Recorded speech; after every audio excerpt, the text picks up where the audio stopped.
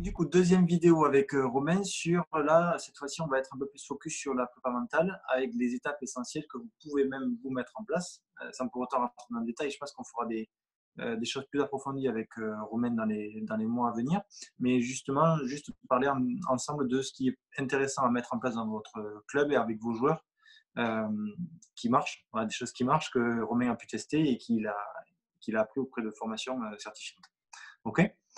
Donc, Romain, quelles sont pour toi des étapes fondamentales dans la prépa mentale et après le détailler un petit peu plus, tu vois, dans chacune des étapes. Eh ben, moi, donc, grâce à la formation, voilà, donc, tout ce qui va être gestion du stress, voilà, en match, gestion du stress, c'est-à-dire que voilà, le joueur 40-40, balle de match, j'ai une balle courte, qu'est-ce que je fais?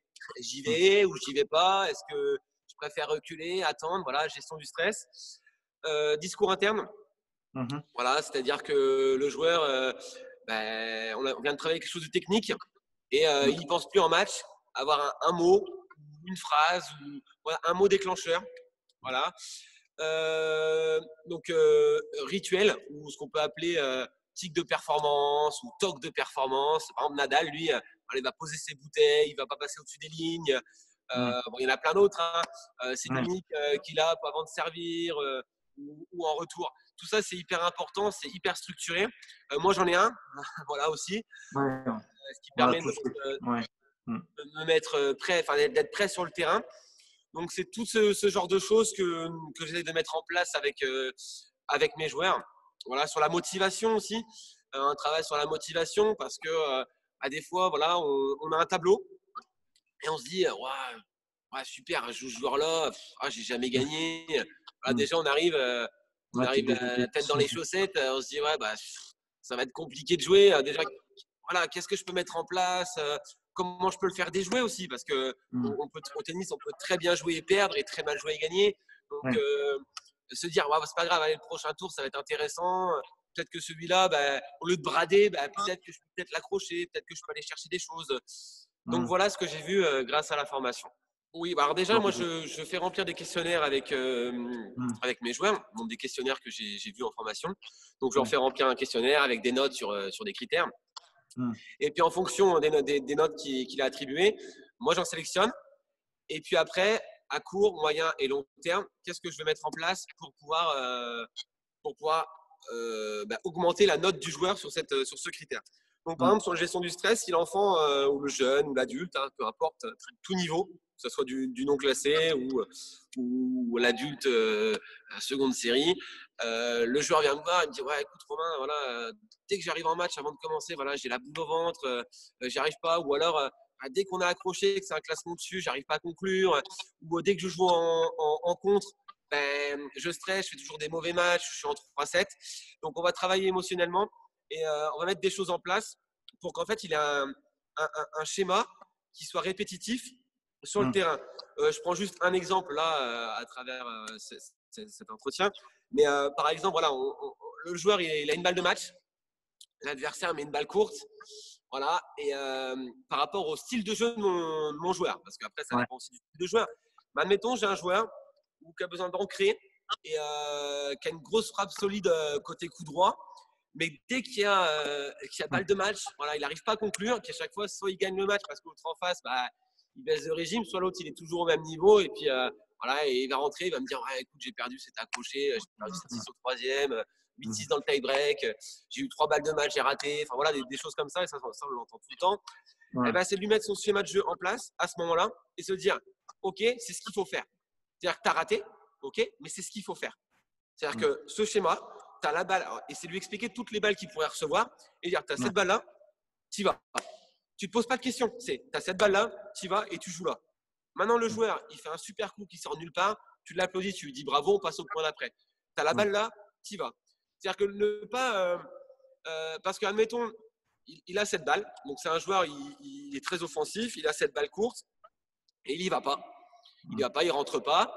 Puis derrière, il s'engage dans un échange hyper long et il ne le gagne pas. Alors déjà, mentalement, c'est dur parce qu'il se dit, j'avais cette balle-là, c'est mon style de jeu, je ne m'engage pas. Deuxièmement, physiquement, il a couru et en plus, il perd 2 points. Je pense que derrière, il perd le jeu. Parce que derrière, il n'est pas prêt à rejouer l'autre point. Donc voilà. Et inversement, c'est-à-dire que si c'est un joueur qui a besoin, qui est un gros défenseur, qui a besoin de contrer, eh ben justement, il s'engage pas, il attend vraiment la balle très très courte ou la phase de jeu qui va lui permettre d'attaquer. Ça peut être, je sais pas, une montée en chop, une montée au filet, ça peut être, voilà, peu importe, mais d'avoir son style de jeu. Mais pour gérer justement ce stress, c'est de le mettre en confiance sur ce style de jeu. Travailler à l'entraînement, par exemple, ou même à l'entraînement, pourquoi pas démarrer à chaque fois avec 40-15. Il démarre à l'entraînement et il démarre à 40-15. Et puis on voit ce qu'il fait. Ou on le fait jouer que des tie-breaks. On le fait jouer avec où il est mené, où il mène. Voilà, et on voit ce qui se passe. Voir s'il peut gérer ça.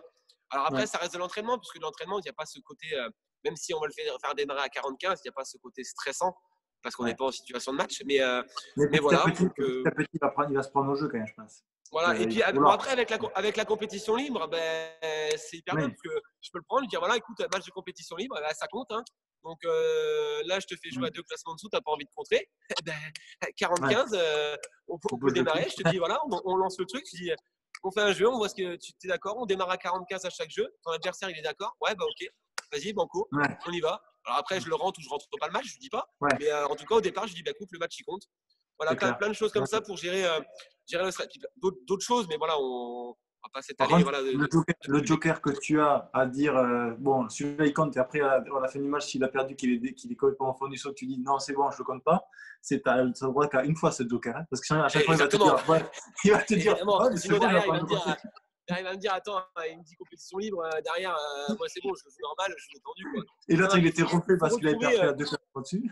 Il faut retrouver ce côté stressant. Alors, c'est ça dans le tennis aussi, on est sur du 1 contre 1, donc on emmagasine tout le stress, alors que sur un sport collectif, même si c'est un match important, on peut se reposer sur le copain d'à côté. Et en fait, c'est une gestion collective qui fait que le stress, il descend, alors que 1 contre 1, il faut que le match démarre, voilà, puis après on commence à être un peu plus libéré. Puis dès qu'il y a des moments un peu sur tension, c'est le meilleur mentalement qui va aller chercher des points.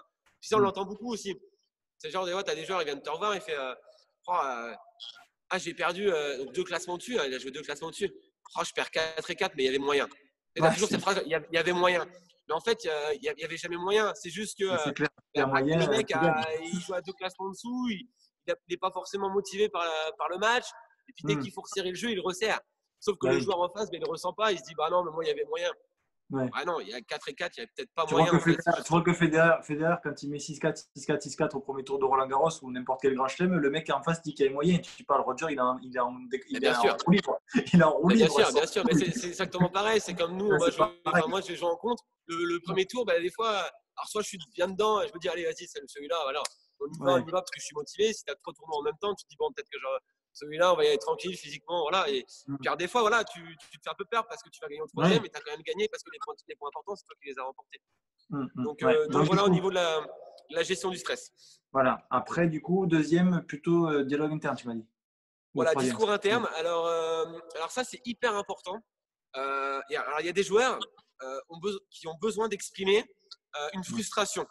C'est-à-dire que, alors ça peut être par la parole, ça peut être par le geste. Alors, même si j'enlève tout de suite le fait de balancer sa raquette par terre, parce que moi, ça, je l'interdis. Moi, si l'enfant me le fait une fois, je dis aux parents de ne pas racheter de raquette. Donc, il se débrouillera, je lui prêterai une petite raquette pendant un petit temps, et puis après, il ne pourra pas aller jouer en match. Donc, pas de geste, voilà, mais il y a des joueurs, voilà, en match, ils vont frapper la balle contre la bâche, ils vont rendre la balle pas correctement aux joueurs. Mais ces joueurs-là, alors après, on conçoit pas, mais ils ont besoin de ça pour extérioriser le problème qu'ils ont en eux. Et on prend Kyrgios, Benoît Paire, voilà, des joueurs qui ont besoin d'exprimer. Alors, c'est à l'extrême, mais ils ont besoin d'exprimer cette frustration. Alors, soit la frustration, elle est encore présente. Et dans ce cas-là, le match, je ne vais pas dire qu'ils bradent, parce qu'à ce niveau-là, on ne brade pas, mais tu sens qu'ils ont envie de finir très rapidement. Donc, soit il frappe d'un coup, il met une grosse frappe, ça rentre. Benoît Paire, il a sorti un coup droit 182 là. Voilà, et c'est exactement ça, parce que la frustration est là. Il est complètement relâché, parce que je ne vais pas dire qu'il s'en fout, parce que c'est pas vrai, mais il est relâché, il envoie, et puis ça rentre. Donc le match, il peut vite partir dans les points gagnants comme ça, un peu fou. Ou inversement, il envoie, ça va dans le couloir, ça va à 3 mètres. Voilà, et parce qu'il n'a pas réussi à vider cette frustration. Et en fait, moi, le joueur, c'est de trouver avec le joueur. Alors, bien sûr, c'est à l'adapter par rapport au joueur, c'est de lui trouver un mot, un déclencheur, une phrase qui va faire penser. De la à son visualisation. élément technique. Comment? De la visualisation. Oui, c'est ça. C'est-à-dire que si, C'est mettons, à Mario, on en avait l'entraînement, parlé. Ouais. il me dit, le joueur, il me dit, ah, Romain, à chaque fois que je reçois une balle très, très, très courte, basse, de mon adversaire, à chaque fois que je vais y aller en revers coupé, j'y arrive pas. Ok, on regarde ensemble techniquement ce qui va pas. Et admettons, il descend pas sur les jambes. J'en sais rien, il est très grand, il descend pas sur les jambes. Et il va en avançant. Et je lui dis, écoute, à chaque fois que tu reçois cette balle-là, tu as un mot déclencheur. Tu te mets un mot en tête et du coup, tu penses tout de suite au jeu de jambes. Ça peut être sur des moments clés, par exemple sur le service du retour, parce que ça, on a le temps de réfléchir à ce moment-là. C'est d'avoir, je sais pas, en retour, je sais pas, il est droit, il n'est pas fléchi, il n'est pas prêt à y aller.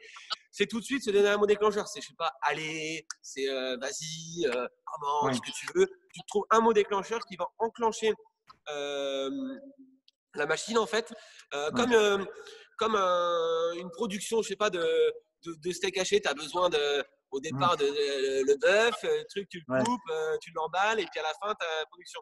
Mais pour que la chaîne se raye pas, eh ben, le joueur il a besoin d'un mot déclencheur tout de suite pour être prêt sur le terrain à rentrer, voilà, aller chercher le point gagnant, mais se trouver un mot déclencheur. Je l'avais fait avec une petite. Elle a un super coup droit, super coup droit lifté, sauf qu'elle l'utilise pratiquement jamais. Sauf quand je suis à côté, je dis coup droit lifté, coup droit lifté. Du coup, forcément, bah, elle répète. Et elle le sait qu'elle a un super coup droit, mais quand la balle arrive, elle ne réfléchit pas à son coup droit. Elle pense peut-être à sa zone, elle pense voilà, à d'autres choses. Et du coup, elle frappe à plat. Et généralement, ça sort. Et je lui ai dit d'utiliser un mot déclencheur. Et en match, je ne sais plus quel mot elle avait utilisé. Et dès qu'elle était en retour, que ça arrivait côté coup droit, eh ben, elle pensait à son mot déclencheur. Du coup, son coup droit, il partait, lifté. Et puis là, au fur et à mesure, maintenant, elle l'utilise tout le temps. Mais on a eu besoin d'un mot déclencheur pour que ça puisse fonctionner. D'accord. Ouais.